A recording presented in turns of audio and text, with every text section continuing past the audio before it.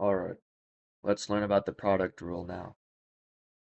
Now, you might be going through your calculus homework, or maybe you're on a calculus quiz and you see something like um, sine of x times cosine of x, and it wants you to take the derivative of it. But you can't because you don't know how to, because you only know the power rule so far. And also, you need to know trig derivatives, but that's something else. The point is, two functions multiplied together, you don't know how to take the derivative of it, but I'm going to show you. So, if we have function f times function g, and we want the derivative of it, it's going to become the derivative of f times g plus the derivative of g times f. And probably sounds a little confusing, but once we put some numbers behind it, it'll be a lot easier. So, let's keep that at the top of the screen so we can go back to it, and let's look at an example. 4x times x plus 3. Well, first I gotta recognize what my two functions are going to be, so I think I'll make this one function and that the other function, 4x and x plus 3. So here, that'll be f, that'll be g. So essentially we have f times g. Now, when we're doing the product rule, we're going to take the derivative of f, and knowing the power rule, that's just 4. And we're going to multiply it by g, which is x plus 3. Boom, we're halfway there. Now we're going to add it to the other side, g prime f. So we're going to take the derivative of the function g that we have, which is x plus 3. I'm going to write this off to the side here. If we want to take the derivative of this, remember, 3 is a constant, so we just get rid of it. And x, the derivative of x, is just 1.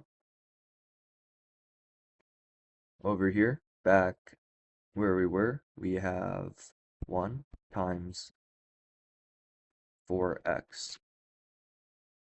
And now we can just go ahead and distribute 4x plus 3 plus 4x. Combined like terms, 8x plus 3. That's the derivative. Square root of x times 8 plus 5x. What's the derivative of this? Well, first, I want to rewrite square root of x as x to the 1/2, just so I can see the numbers, so in my head I can do the power rule easier.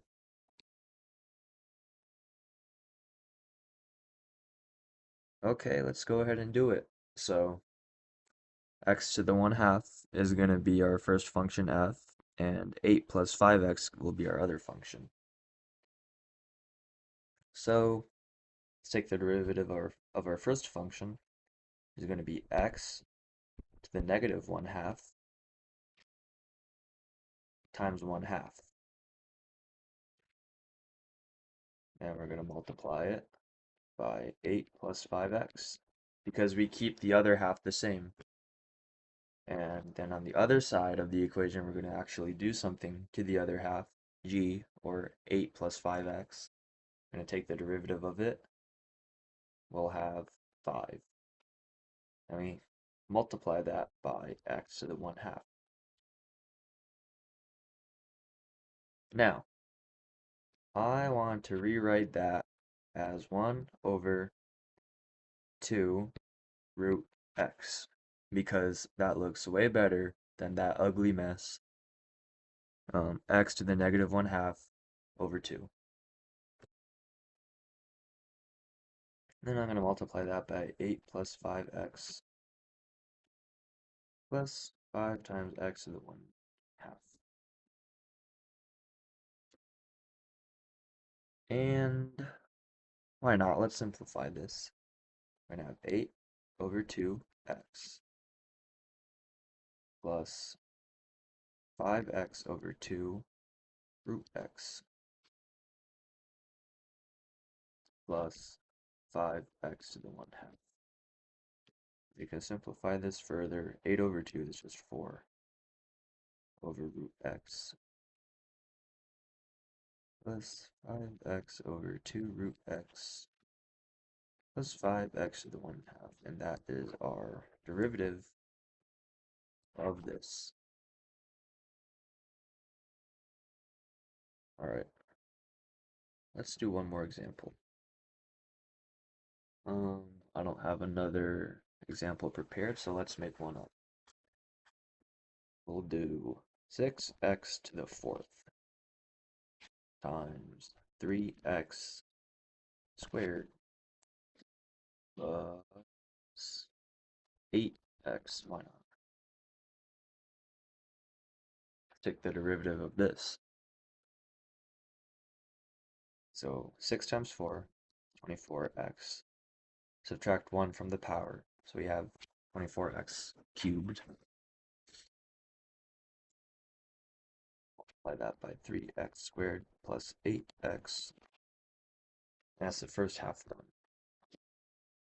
Now we add to that the derivative, the other half, so 6x plus 8 times 6x to the 4th.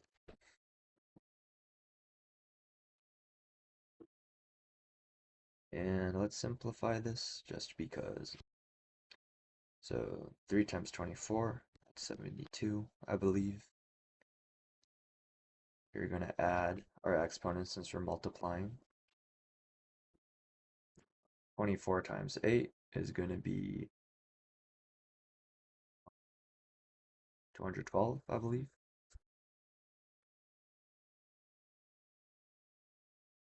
192.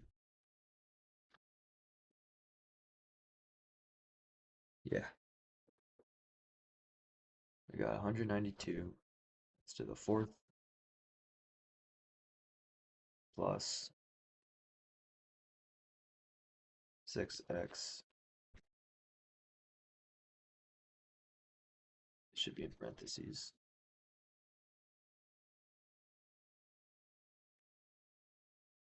36x to the 5th plus 48x to the 4th. Combined our like terms. Blah, blah, blah. Get your answer. Simplify it. Depending on your calculus teacher, you may or may not have to simplify it. That's the product rule.